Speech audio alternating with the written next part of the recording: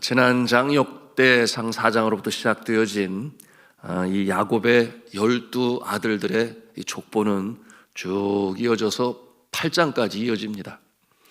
오늘 이 5장에서는 이 장남이었던 루벤과 그리고 갓과 그리고 므낫세 반 지파의 그 자손들 족보가 기록되어져 있습니다. 이 세 지파를 하나로 묶어서 5장 가운데 기록하고 있는 이유가 있어요. 그것은 뭐냐 하면 이 세 지파는 요단강을 기준으로 볼 때 동편에서 땅을 차지하고 기거하며 살아갔던 이 세 지파였던 것입니다. 사해 가까이 남쪽 지방에는 루벤 지파, 그리고 그 위, 그러니까 요단강의 중간 부분이 되겠죠. 거기에는 아주 용감한 이 갓 지파가 살게 되었고, 그리고 가장 북쪽에는 므낫세 반 지파가 살게 되었습니다. 므낫세 반 지파는 뭘까? 또 온 지파는 뭘까? 이렇게 생각할 수 있어요. 여러분, 므낫세 반 지파라고 이렇게 일컫는 것은 므낫세 지파가 둘로 나눠져 있기 때문인데, 반은 요단강의 동편, 그리고 반은 요단강의 서편에 살았어요. 그래서 므낫세 반 지파라 그렇게 일컫고 있는 것입니다. 그래서 다른 표현으로는 동므낫세 또는 서므낫세 이렇게도 또 부르기도 합니다. 그런데 의아한 것은 이 야곱의 아들들 중에 제일 첫 번째 아들이 루벤 아니겠습니까? 그러면 당연히 이 루벤에게 장자권이 가야 되는데, 그런데 오늘 말씀해 보니 이 루벤에게 장자권이 가지 아니해요. 그 이유에 대해서 1절에 말씀하고 있는데 다시 한번 읽도록 하겠습니다. 같이 읽습니다. 시작. 이스라엘의 장자 루벤의 아들들은 이러하니라. 루벤은 장자라도 그의 아버지의 침상을 더럽혔으므로 장자의 명분이 이스라엘의 아들 요셉의 자손에게로 돌아가서 족보의 장자의 명분대로 기록되지 못하였느니라. 여러분, 이 기록에서 아버지의 침상을 더럽혔기 때문에 족보에도 장자의 자리에 오르지 못한 루벤의 모습이에요. 이게 무슨 뜻을 가지고 있는가 하면, 이 루벤은 이 아버지의 첩인 빌하와 동침을 했어요. 이 행위는 이후 여하를 막론하고 아버지 야곱을 욕보인 것이에요. 결과적으로 이 야곱의 장자였던 루벤은 장자권을 잃어버리게 되었고, 장자권의 특권을 모두 잃어버리고 말았습니다. 결국 그러므로 이 장자의 명분이 아들 요셉에게로 이어지게 되었고, 또 그의 아들인 에브라임에게로 연결되었음을 우리는 성경을 통해서 볼 수 있는 것입니다. 이와 같은 모습은 또 형제 중에 리더십이 가장 뛰어났던 아들이 있었죠. 그는 유다였습니다. 그런데 이 모습은 유다에게도 마찬가지였어요. 루벤이 장자가 아니면 그러면 유다에게로 가야 되는 거 아닌가 이렇게 생각할 수 있습니다만은, 그러나 오늘 말씀해 보니 유다도 아니다 하는 내용을 우리가 볼 수 있습니다. 우리 2절 말씀인데요, 또 같이 읽도록 하겠습니다. 시작. 유다는 형제보다 뛰어나고 주권자가 유다에게서 났으나 장자의 명분은 요셉에게 있으니라. 여러분, 이 말씀에서 주권자가 유다에게서 났으나 라고 말씀하고 있는 것은 바로 그의 후손 중에 이스라엘의 성군인 다윗, 주권자인 다윗이 유다의 후손 중에 났지만 그럼에도 불구하고 유다에게 장자권이 가지 아니했다, 이렇게 말씀하고 있습니다. 여러분, 그래서 땅이 분배될 때 당시 전통대로 장남은 다른 형제들의 2배를 받을 수 있어요. 땅이 분배될 때, 유산으로 물려받을 때 장남은 2배를 받을 수 있다. 그만큼 장남은 동생들에 대한 책임을 가져라 그 말이에요. 어려운 동생이 있을 때 도울 수 있는, 사업을 하다가 잘 안 되거나 침략을 받아서 어려울 때 장남은 이 아우들을 책임지는 마음으로 그렇게 2배를 받을 수가 있어요. 그런데 이 2배를 누가 받았는가? 장남의 고난을 받은 장자권을 가진 요셉에게 주어져서, 여러분, 그 야곱의 이 12아들의 그 지파 중에 이 요셉의 두 아들이 두 몫으로 받았으니 당당히 두 지파를 형성하여 므낫세 지파와 에브라임 지파로, 그 대신 요셉은 받은 게 없죠. 받을 일도 없었지만, 그리고 레위 지파는 하나님의 지파라 하여 성전에서 수종드는 일로 땅을 기업으로 받지 아니했어요. 이래서 이 요셉의 두 아들에게 이 땅도 분배되었으니 12지파가 되었고, 그러므로 요셉에게 장자권이 갔구나 하는 것을 우리는 또한 알 수가 있습니다. 왜 루벤이 아니고 또 유다가 아니고 요셉이 장자권을 갖게 되었을까요?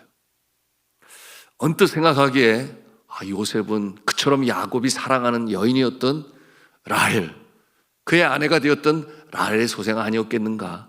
그러니까 요셉이 장자권을 받았나? 이렇게 우리가 언뜻 생각할 수 있지만 그렇지 않잖아요.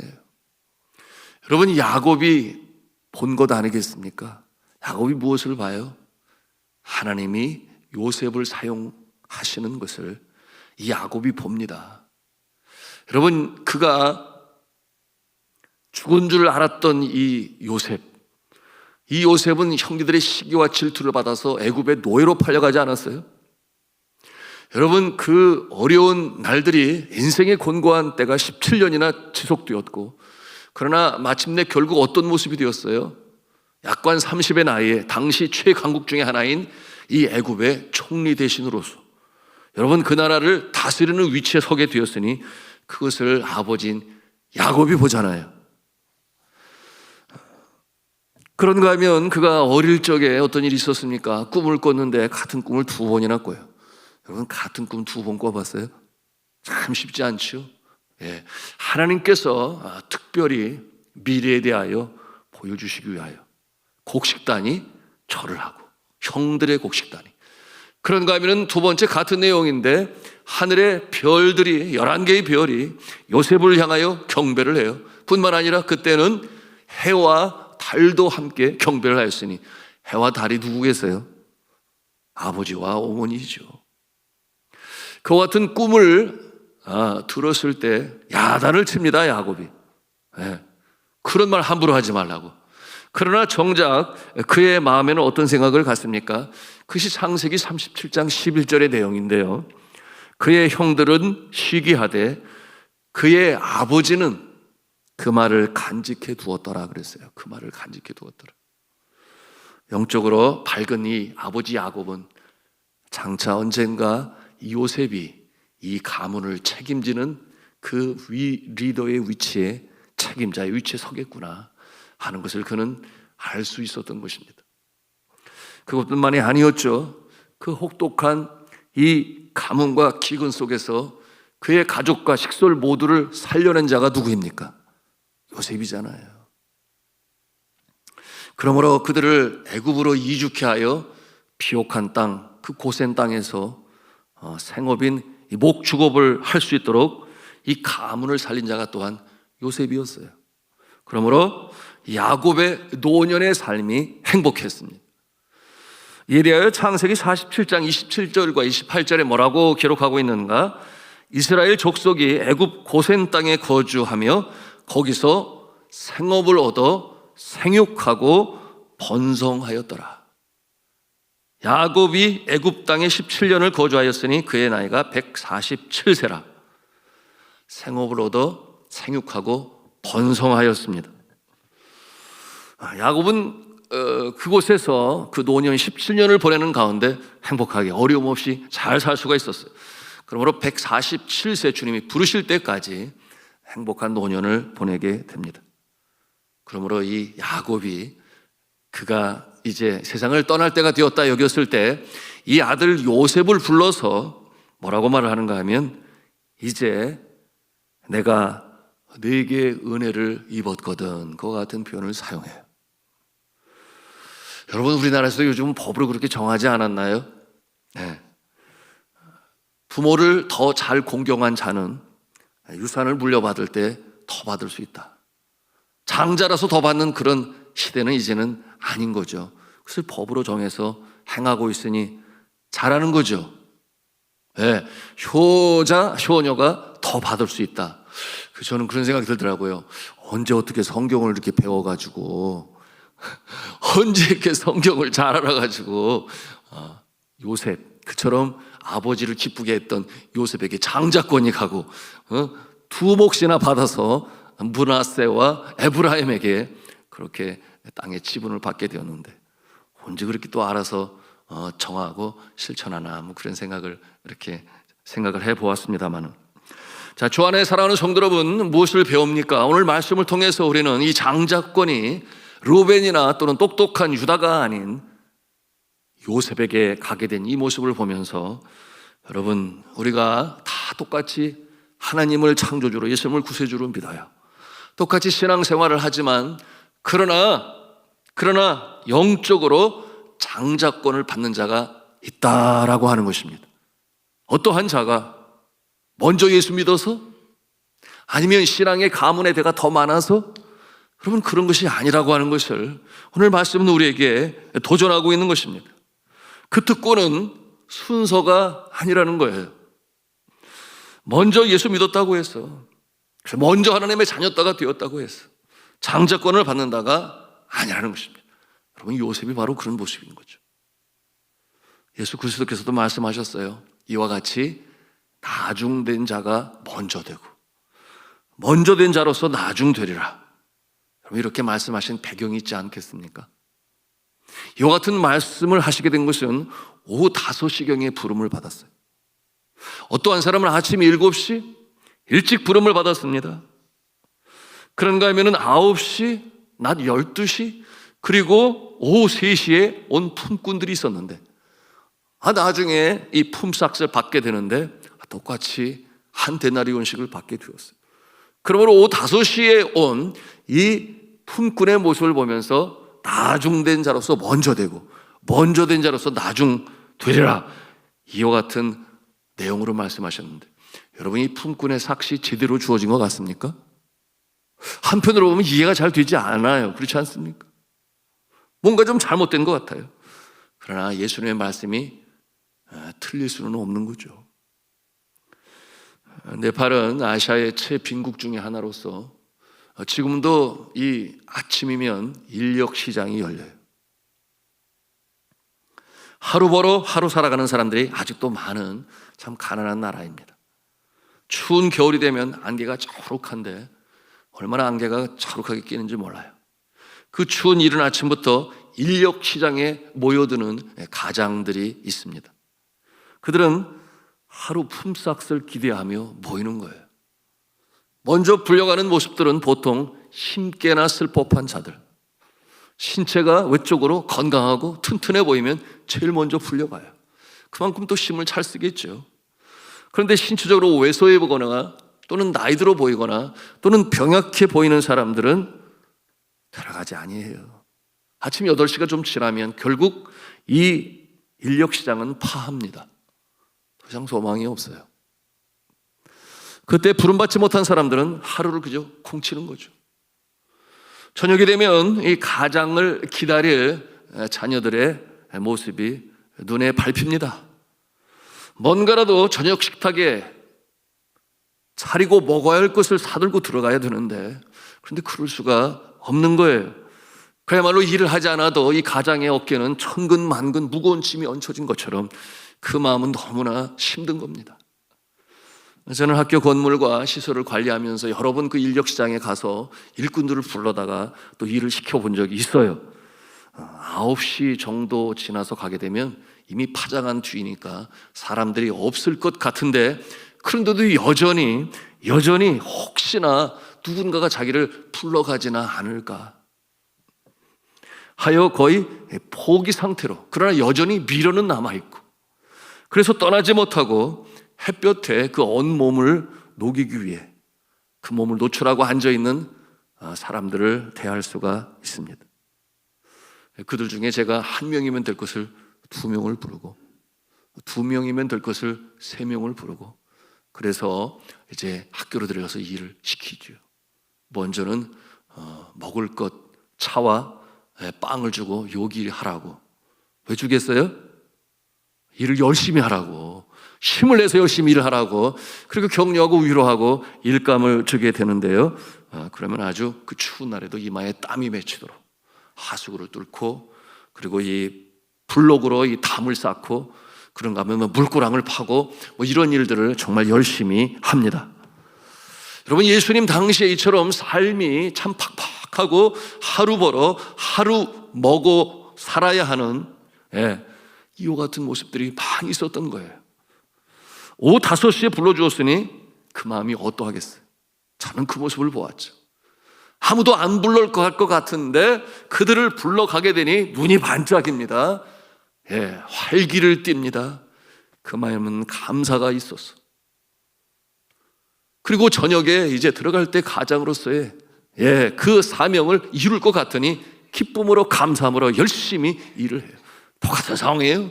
그러니 오후 5시에 부름을 받은 그들이 얼마나 열심히 일을 했을까. 감사한 마음으로 불러주니 반가운 마음으로 여러분 최선을 다하여 충성했을 것입니다. 그럼 이와 같은 내용을 보면 금방 우리가 이해가 돼요. 왜 오후 5시에 부름을 받은 자가 똑같이 한 데나리온을 받는지에 대하여 여러분 우리가 상상해 볼 수 있습니다. 여러분, 우리가 주를 섬기는 것이 그렇습니다. 모태신앙도 참 중요해요. 감사한 일이죠. 가정의 신앙의 연수가 3대, 4대, 이제 자라나는 세대는 5대, 그와 같은 신앙 가정의 후손으로 신앙생활하는 모습들이 있어요. 참 감사하죠. 귀하죠. 그리고 어떤 성도는 오후 5시에 부름받은 이 품꾼의 모습처럼 4대의 예수를 믿게 되었고, 그것도 어릴 적부터가 아니라 청년의 시기도 아니고 지금 중년의 때에 부름을 받았으니 남들과 비교하여 나는 더 열심히 주를 섬겨야지. 너무나 감사하다. 이렇게 늦게라도 불러주셨으니 너무나 귀하다. 그와 같은 마음을 가지고 최선을 다하는 그와 같은 모습이 있습니다. 4대 더 많이 뿌려야 나의 자녀도 그리고 후손도 더 잘 되지 않겠는가 하는 그런 마음을 가지고 열심히 신앙생활을 하는 거죠. 중요한 것은 무엇이겠습니까? 먼저 부름을 받았든지 나중 부름을 받았든지 한결같은 모습으로 너무나 감사하다. 주님의 은혜가 내게 족하다.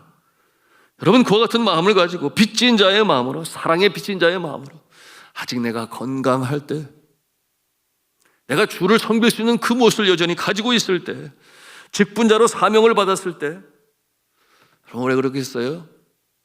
여러분 연로해 보신 분들은 알아요. 언젠가 건강도 시원찮고 상황도 여건도 물질도 그러지 못할 때가 올 수 있다라고 하는 것을, 여러분 그것을 미리 내다보면서 지금 감사한 모습으로 주를 섬기는 자의 모습, 여러분 그와 같은 자는 언제나 먼저 된 자로서 계속해서 먼저 되는 자예요.